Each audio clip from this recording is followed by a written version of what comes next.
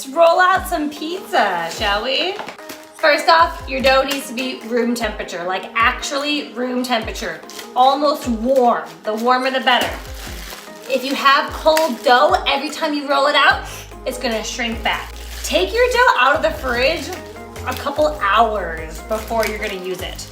So, if your dough is really warm, maybe you made it yourself, you might be able to do the whole thing by hand. I like to start using a rolling pin. I just find that if I use a rolling pin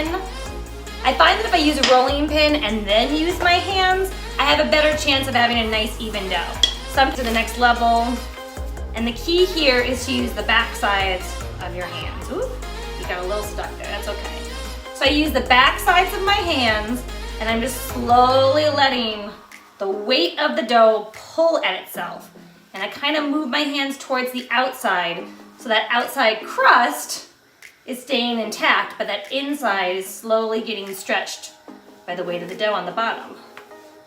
Ta-da. If your dough is really misbehaving, sometimes I even like pinch the outside like this and let it hang. But this dough is actually coming together very nicely. So he just needs a little loving, back of our hands.